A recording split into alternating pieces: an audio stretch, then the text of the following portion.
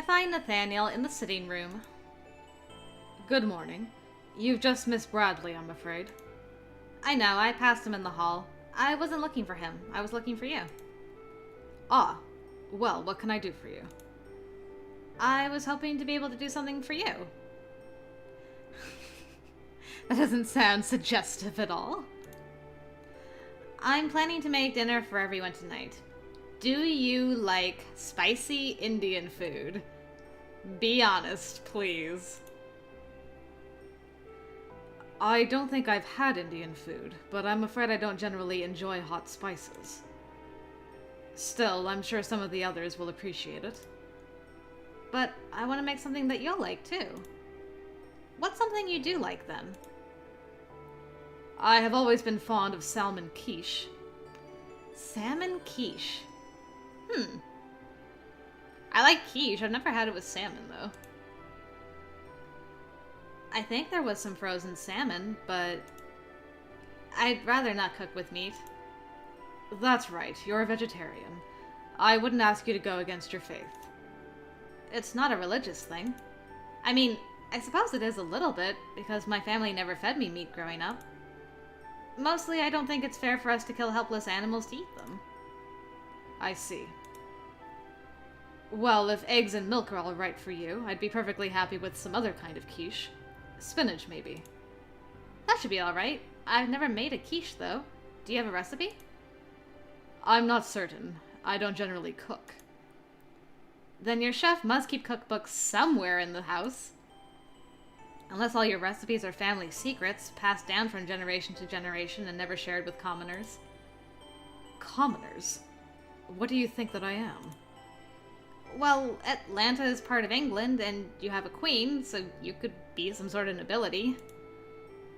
We don't have hereditary titles here. There are individual honors, but they aren't passed on to the family. Oh. It doesn't make a difference if he's technically not a prince or a lord. He's still more wealthy and elegant than anyone I've ever known.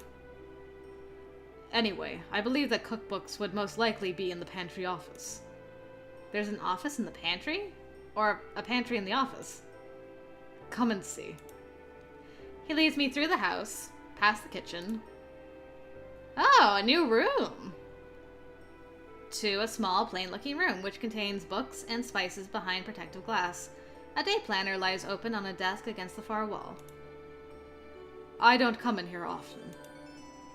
This room was originally intended as a work area for servants, who needed space to fold and mend laundry. However, my mother sometimes used it as a private office. She said she could think better without the distractions of luxury around her. He picks up the day planner from the desk, closing it and filing it with the other books. Do your parents visit here a lot? They have not been in this house since my 18th birthday. Oh. They moved to Williamsburg during the recession to keep a closer eye on their business interests. I was busy with my studies. Of course, you were at university. What did you study? Art history, with a minor concentration in religion. Art history, not one of my favorite subjects. You don't care for the arts? It's not that. I'm not sure if most high schools teach art history at all. Ours did, because it makes us sound very cultured, which they like. But they packed the entire history of art around the world into one semester, which meant that we never had time to learn about anything. All we did was memorize names and dates and famous works of art. I got good grades because I'm good at memorizing lists, but it was very boring. Since this is a different world, none of those names and dates mean anything at all. Those people probably don't exist here. So in the end, I don't know much about art. Not in an academic way. Art is something that should be savored, slowly in order to appreciate all the details.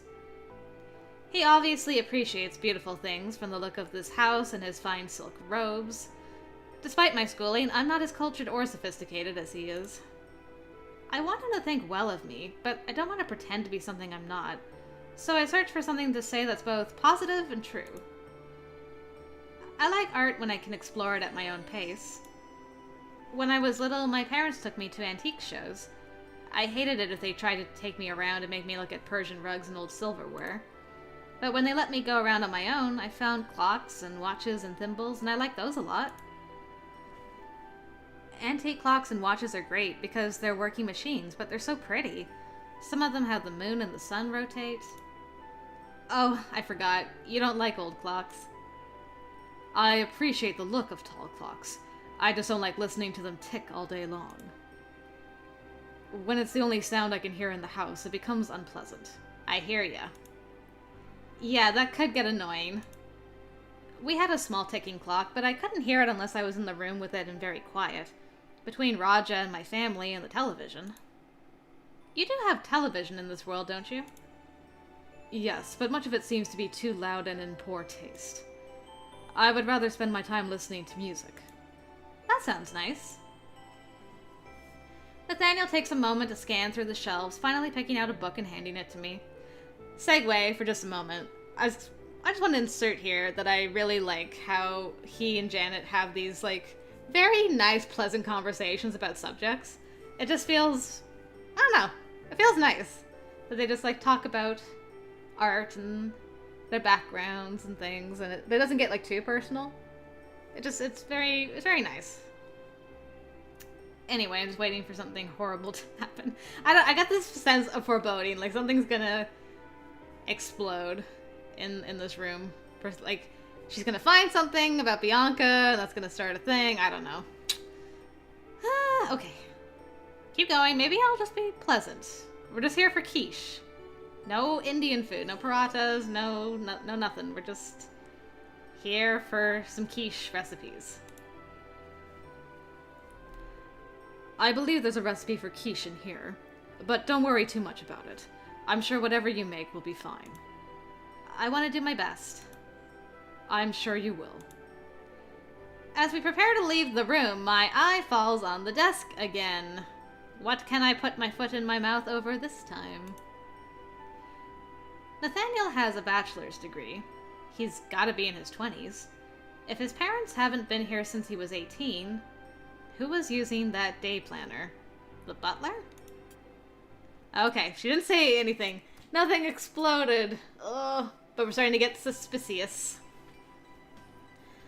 It took me some time, but at last dinner is ready, and Nathaniel can finally eat. For the first time ever, and the only time ever. Nathaniel's kitchen didn't include ready-made curry powder or garam masala, but there were plenty of other spices that could be mixed together. I think that's more interesting anyway. So he just said, F this quiche. I don't know anything about quiche. Forget it. I'm just going back to my curry.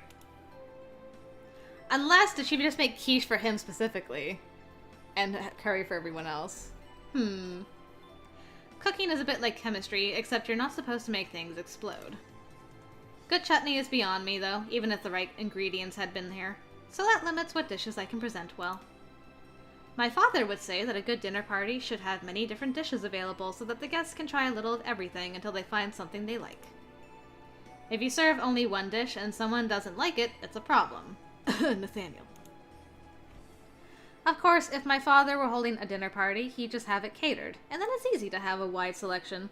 Both of my parents can cook, but if they had guests to impress, they'd be too busy with other things than the food. I've made a large quiche with some leftover mushrooms. He must like them or he wouldn't have them in the kitchen, plus vegetable biryani and sweet fried bread. Interesting.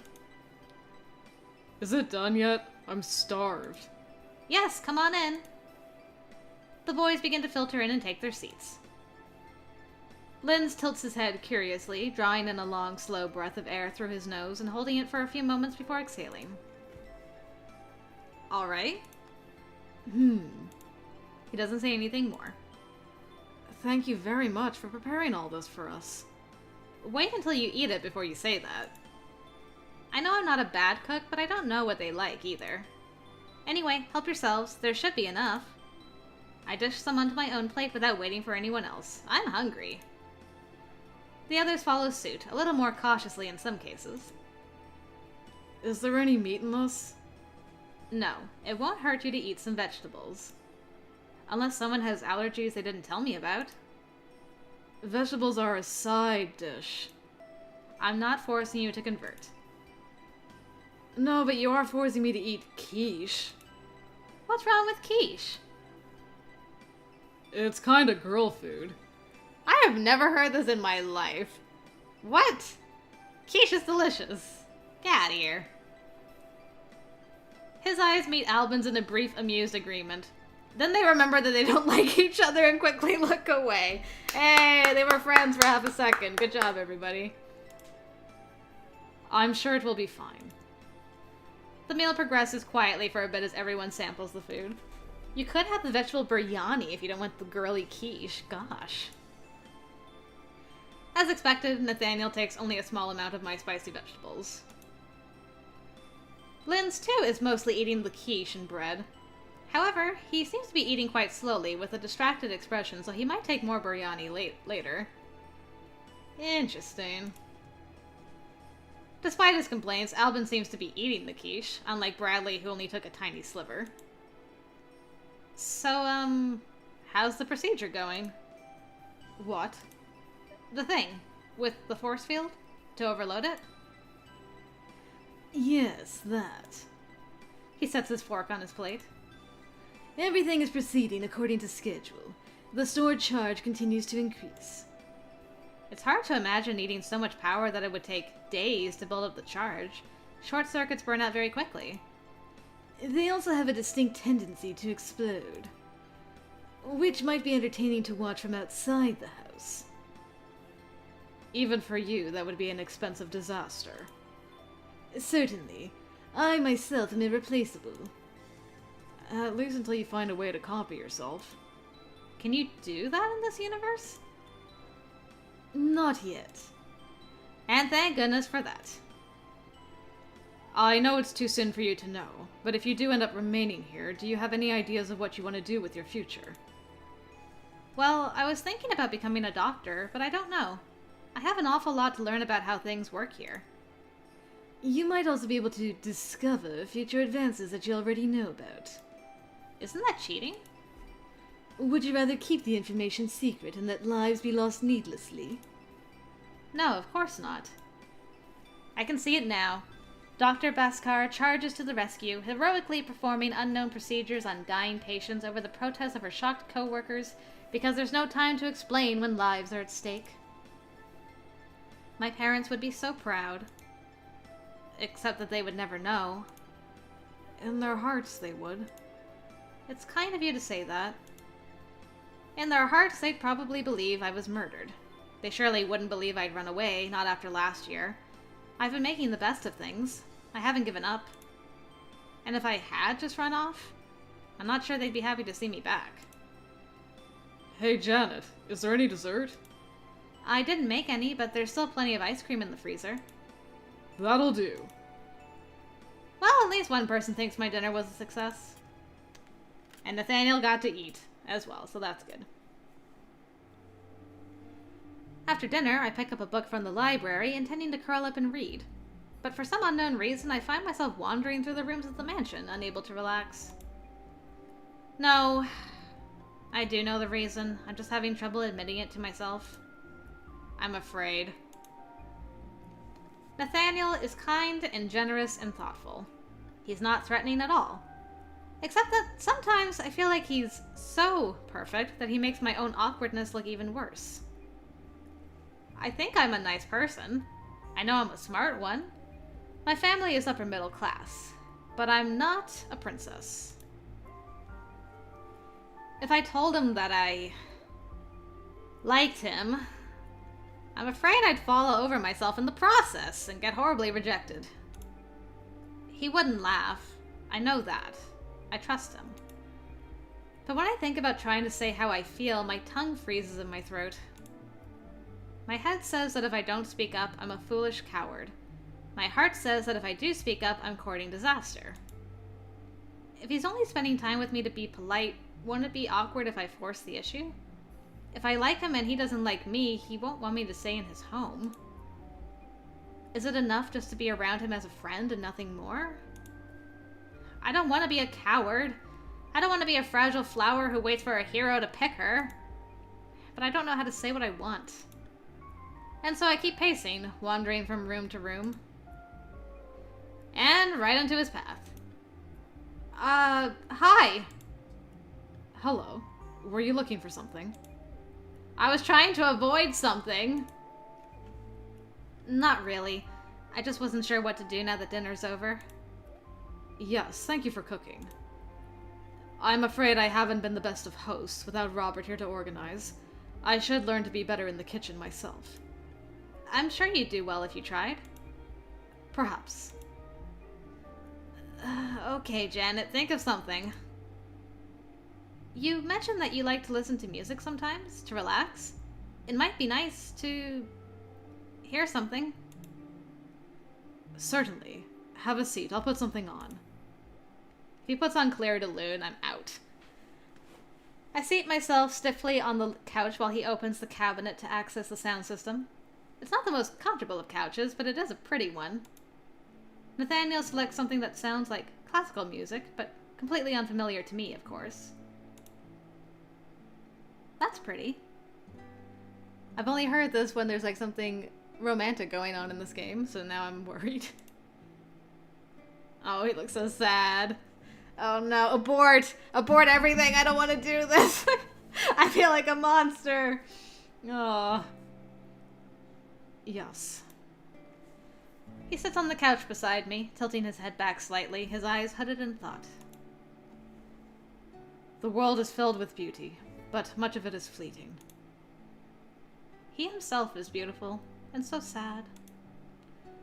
I have to tell him, but I can't find the words. Instead, sitting beside him, I shift position to rest my head on his shoulder. Oh dear. Don't freak out. He freaked out. Oh no! Ah! I feel so bad for this guy. He's in such an awkward spot. Janet. And then No, Albin, no! Nathaniel was faithful to your sister. It was all me. It was all me. No! Albin, no! Why do you skulk everywhere? So this is what you're up to. Uh-oh. He looks really mad. What did I do? Oh no! She's not even dead yet. You couldn't wait that long. Dead? Me? They're going to kill me? What? He didn't even tell you about my sister? His fiancée? What? Nathaniel just sits there, frozen to the spot with a look of shock upon his face. I didn't ask for any of this. Is that why you were going to let her die? You wanted her gone. Damn you to hell, Nathaniel! He thunders out of the room, a wild swing of his arm knocking a vase to the floor. Not the vase with the roses, I hope. Nathaniel rises shakily to his feet, one hand helplessly outstretched in Albin's direction. And then falls to his knees. Oh, he's even got socks on. I expected him to have slippers. I'm shocked that he's got socks. What should Janet do? Dig a hole for herself and bury it, because we're done. Ah, this is... Okay, so bit of a spoiler, but not really a spoiler, more like a don't hiccup now. I got an email from BG, or Miss BG, who told me no spoilers, but if the option comes for you to comfort Nathaniel, you do not comfort that boy. She's like, and I'll say nothing more. I'm like, okay.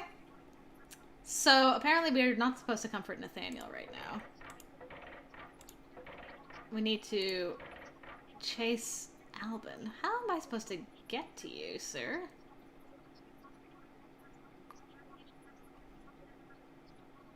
Is there? Okay, there is a way. I'm just dumb. I'm just dumb. Okay, so we have to chase Albin, apparently. Even though I think I normally would have been... Although, you know what? He's having like a traumatic episode. I don't know if I even would. Okay, Albin, it was all my fault. Chillax. Wait!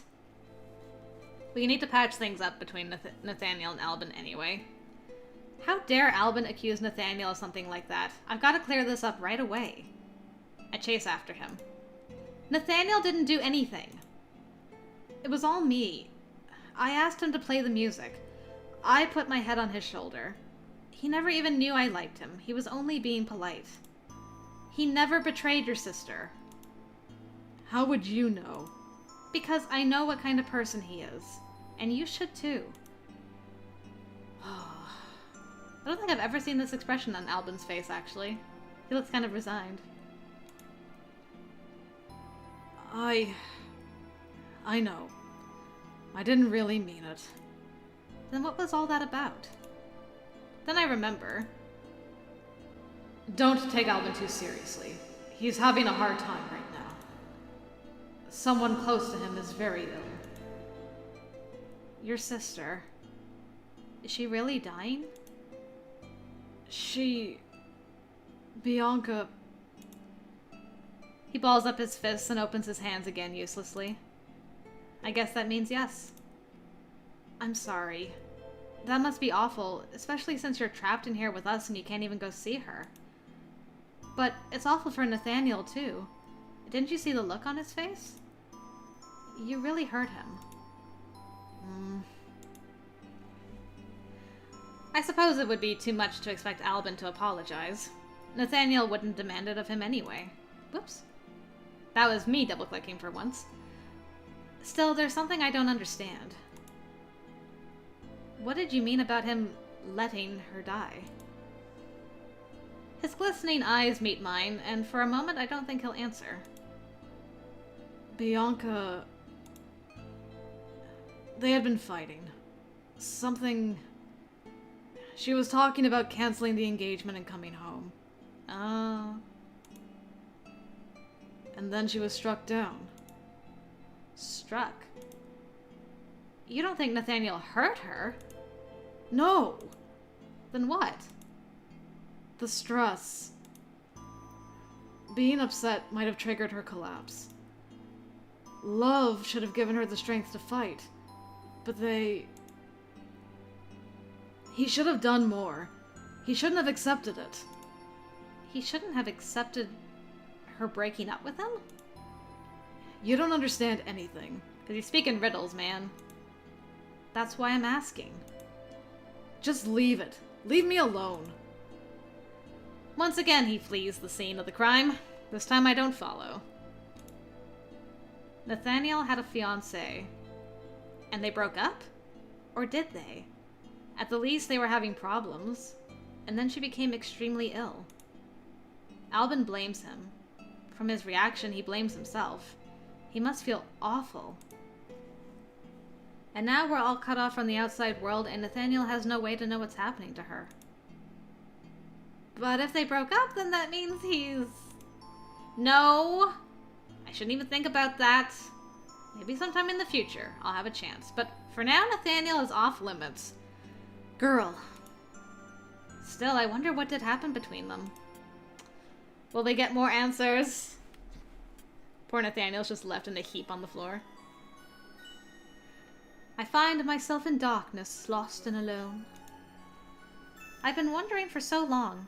My feet feel like they are made of cracked stone, too clumsy and heavy to lift, but there's no end in sight. It's tempting to let my knees fold, to fall into the dark and sleep. But I can't give up now. What if the way out lies just beyond? What? Wait. Oh. Are my eyes playing tricks on me? I think I see something. Or someone. Summoning up my strength, I struggle towards that faint hope. What is it? Who is it? That's kind of creepy. She looks possessed. Is that... me? No! Stay away! Okay, well that was a new dream. Just dreaming again. I suppose I should have expected that. There was something menacing me in the dark, but already it's fading from my memory. Uh-oh, does Bianca know we made a play for her guy? Still, I don't feel like sleeping at the moment. What now? I could go find a book to read. Speaking of books... that book I saw Nathaniel putting away. That desk used to belong to his mother.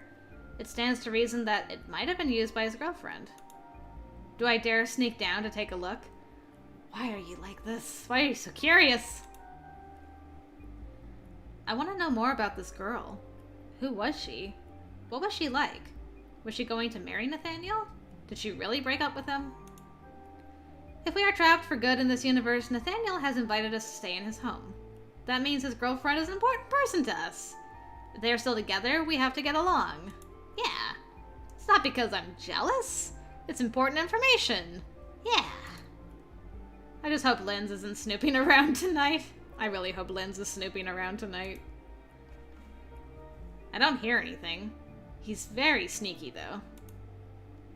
Well, I don't need to act like I have anything to hide. Nathaniel showed me the room and there are books in there. It's perfectly reasonable. Let's see. Was it this one? I pick up the book, open it, and blink in surprise. This isn't a day planner. It's a diary. Oh no. It's not locked or anything, but... Is it right for me to read this? No. Well... Maybe if I only look at the later parts. Whoa. I hope that we can, like, read more. Whoa, this isn't what I was expecting. He expects us to sleep. Okay, let's see. I miss going to parties and doing things, just hanging out with my time. We may as well live in no one around for miles. Buy me a car if I ask. Thinks I'm stupid for not. It's just that more and taking advantage of him that he thinks I am. He expects us to sleep in until we're married. Aw, so chivalrous. There might be another option. It didn't occur to him that I might want to have sex, or that I slept with all my other boyfriends. I've had nothing for months and it's driving me crazy. Oh no, we got too close and personal with Bianca. This is too much. But that's the worst reason to get married faster. He never asked about my other boyfriends, so it's not lying that I didn't tell him, is it? It's just another part of being a doll, the perfect innocent angel that he thinks I am. I thought he'd be more like me inside, and he thought I'd be more like him. Maybe being an adult means lying to everyone, even the people you love, so that you can... Oh dear. Well, it says here that Bianca felt lonely and isolated, and in a certain need at this house, and that Albin told her she should ask Nathaniel to buy her a car, but she didn't want to because she thought that would be taking advantage of him. Because Nathaniel thinks she's an innocent virgin, and she's totally not. She was engaged to him, and she didn't tell him that? What sort of girl is she? Albin's sister. So Nathaniel believes in sleeping in separate bedrooms until marriage. Just tuck that away in my memory banks. It sounds like they weren't a very good match. She probably got tired of being away from all her friends, so she broke up with him. Come on, girl, don't be thinking these things just because you're gelling. I really shouldn't peek at anything else. I closed the diary and put it away again. I hope Bianca gets better, so that Nathaniel won't be sad anymore. I ought to go back to bed. Still no sign of Linz or anyone else. Phew! Ah, so I was roaming the halls when the explosion went this time. What was that? I quickly leaped for the doorway of my room in case other people heard that and woke up. It sounded like an explosion? Or maybe just something falling over downstairs? Was it something I did? I didn't bump anything. If I'd bumped something that heavy, it wouldn't have taken this long to fall. Right? I'd better get back to bed before someone comes out to investigate. But I don't hear anyone stirring. Was that sound too quiet to wake anybody? Maybe I should pretend I didn't hear anything and go back to sleep. They'll deal with it in the morning. Ugh, coward! What if something's really wrong? What if the house catches fire and burns down in my sleep? I chose to take the chance of sneaking around and snooping. I can take the chance of someone suspecting me now. I hurry down the hall to the master bedroom and knock on the door. Nathaniel? Can you hear me? Janet, is that you? I need your help. Something's wrong. After a moment, the door clicks open. Man, you have like a sleeping robe as well? Cool. What is it? I heard a noise, a bang from downstairs somewhere. I don't know what it is. Thank you for telling me. Please, go back to bed while we check this out. What is it? What's going on? Please, don't ask right now. I'll explain in the morning in the morning. That doesn't sound reassuring. Please. Of course. I do trust him. Everything will be taken care of. I should sleep. But I can't help wondering,